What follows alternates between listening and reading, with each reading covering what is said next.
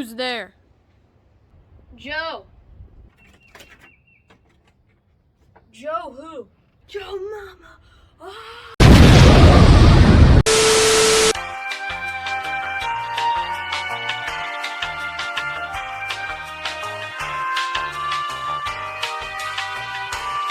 Hey guys, what's up? And today we're going to be ranking the books from A Vision of Shadows. Now this series, while I do think it is pretty good, I would say it is probably one of the better Warriors series. I still have a lot of negative feelings about it, so we'll get into that later.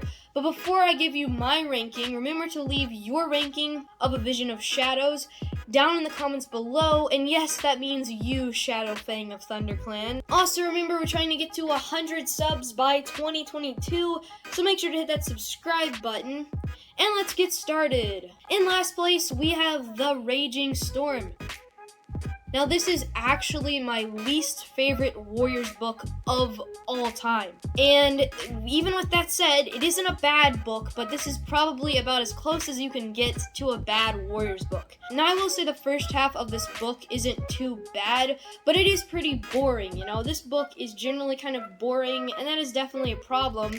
And really, that is kind of stupid because, if I'm being honest, the end of a series, especially a Warriors series, shouldn't be boring. Usually there's like a battle or a war or something important happens there.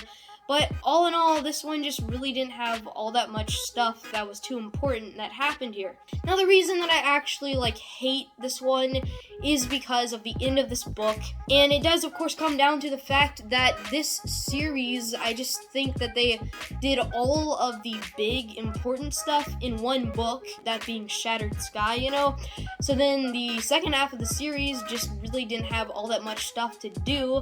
And that little bit of stuff that they had left to do, I think they used up in the fourth book and the fifth book. So then the sixth book, there's just really nothing that they could do here. So they had to create this whole stupid thing where even though Sky Clan has already settled in and stuff, and that was kind of like the whole point of, the beginning of this series, at the end of this one, they're like, oh yeah, we're gonna leave now. And now you guys have to go back and find us. And I just thought that was really stupid. All that progress that they made before is just ruined here. And I really don't like the end of this book. I hate it that Sky Clan had to just go and leave, and it was like, I just didn't like it. So overall, this is my least favorite book of this series, and also my least favorite Warriors book of all time. In fifth place, we have Thunder and Shadow. Now, this book is good, okay? It is a good bit better than The Raging Storm, and I don't really know why I don't like it that much, but I just don't like it that much. I think it didn't really do anything for me. One reason is probably because I just really liked Alderpaw, and they had to go and focus the series on two other characters, and it's just kind of stupid that they made Alderpaw and Needlepaw and stuff, two pretty good characters, and then they're like, oh, now we have to do that again, and it's like, why would you shift the focus from some already good characters to different characters? I just don't quite understand that. The most important part of this book is the fact that you have Darktail and those rogues taking over Shadow Clan and stuff.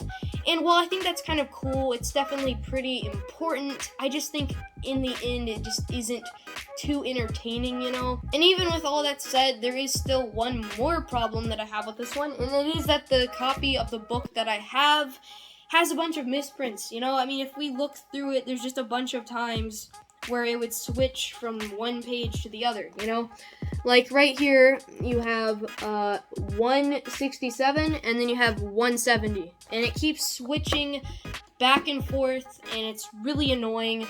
So I guess I can't hold that against this book. That's just the people that's just my fault, But that was still annoying, and even besides that, I just didn't like this one all that much. So that is why it is where it is. No. In fourth place, we have River of Fire. And kind of surprisingly, this book just has a lot of really great stuff. For starters, as I mentioned earlier, I really like Alderheart, and they kind of bring him back as a bigger character in this book. Because in the few books before this, he really was kind of casted to the side, he wasn't that important. but he was pretty big in this book, and I really appreciated that.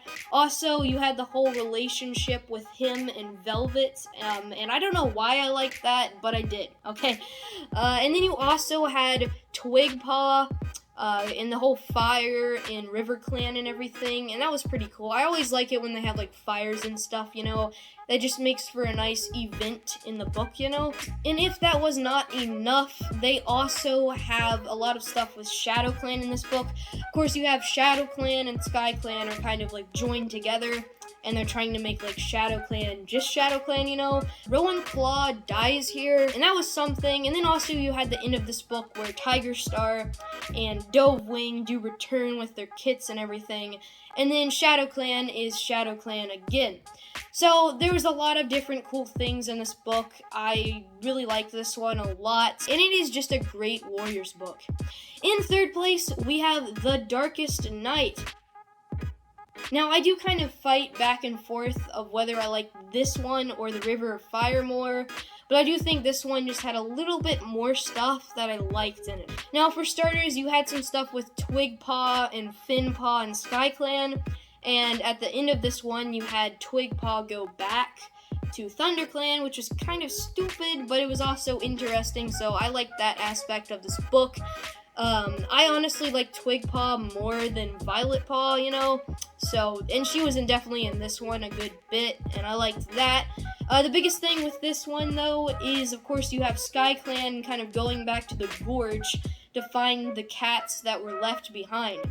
And that was just a cool journey, a cool quest, and it gave this one something interesting that I think The River of Fire and also The Raging Storm didn't really have. So overall, I just think there were multiple cool things going on in this book, and I especially liked, you know, Sky Clan going back to the Gorge and finding those cats. So that is why this one is in third place. In second place, though, we have The Apprentice's Quest. And I don't really know why, but this is probably in my top 20 Warriors books of all time.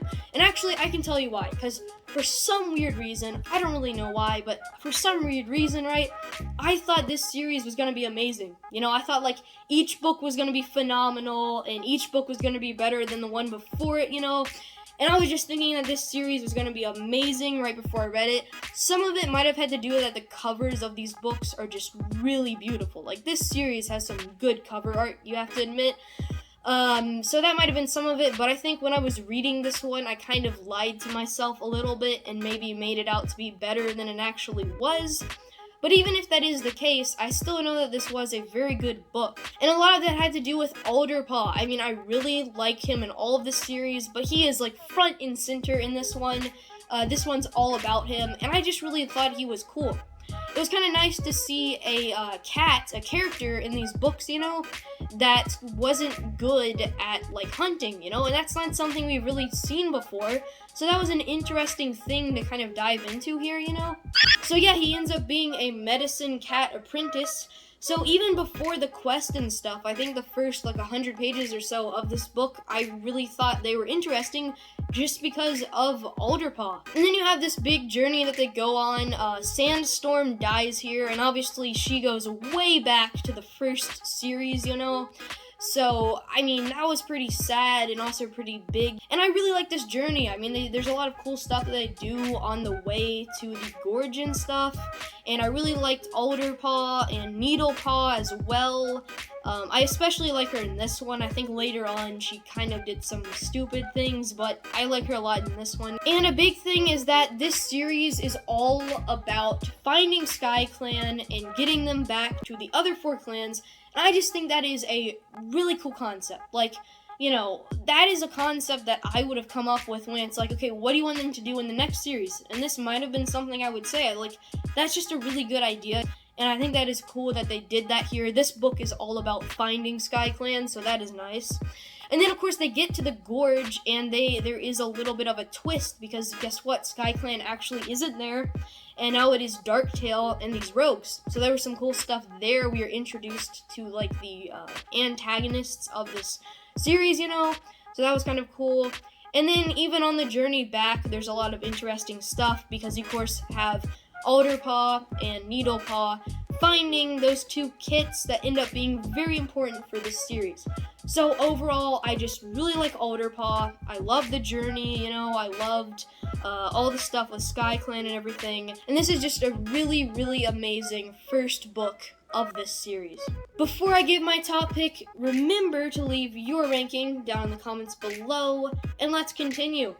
In first place, we have Shattered Sky. I mean, of course, if it wasn't for this book, this series would not be all that good. At least that's my opinion. But yeah, I mean, the biggest thing here is that, why does this series exist, okay? Well, 1, they're trying to get SkyClan back to the other 4 clans, as I mentioned a bunch of times earlier. Guess what happens in this book? You have Twigpaw. She goes over to SkyClan, and she brings them back. What's another big thing? You have Darktail and the Rogues, and you have that big war and everything that's going on there, and that all happens in this book. So if this book was just, you know, the SkyClan thing or just the war, then it would already be great, but since it has both in the same book, it just makes this one phenomenal. Now, it also has a flaw, not for this book, but for the series as a whole. And that is that when you stuff all the cool stuff into one book, it makes the other books not as good. But anyway, we're not talking about the whole series right now. We're just talking about this book. And for this book specifically, it is amazing, okay? Like, this is one of the few Warriors books that just starts off with a huge battle.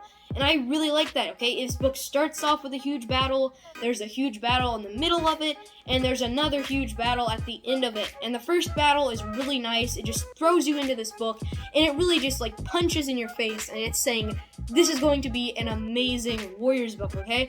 A little bit after that, you have the whole thing with RiverClan. There's a big battle there, okay? There are multiple big battles in this book, and I just really, really love that. And around the middle of this book, you have some stuff with Needletail and stuff, and she does die here, which was sad, but also, you know, a pretty interesting part of this book, you know. And then also in the middle of this one, you have, of course, Twigpaw going to find the SkyClan and bringing them back.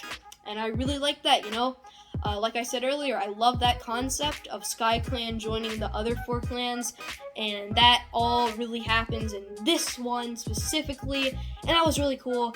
And then at the end of this one, you have the battle, and Darktail is killed, and also 1 star dies. And while 1 star was definitely cool in the Prophecies Begin, after that he kind of sucked, so good riddance, okay?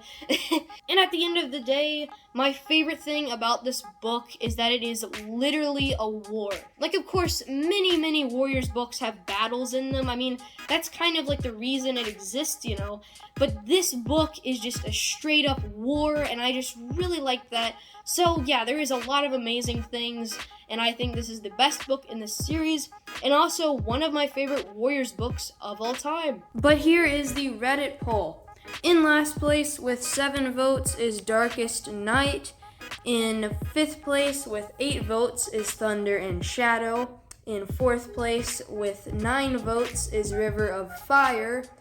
In 3rd place with 11 votes is The Raging Storm. In 2nd place with 14 votes is The Apprentice's Quest. And in 1st place by a lot is Shattered Sky with 31 votes. So as you can tell, Shattered Sky got way more votes than any of the other books, and it kind of makes sense because if we're being honest, that book really does carry the series. But anyway, guys, that does conclude this Warriors ranking. Remember to leave your ranking of A Vision of Shadows books down in the comments below. And as always, make sure to get lost, hit the road, take a hike, and I will see you on the next video.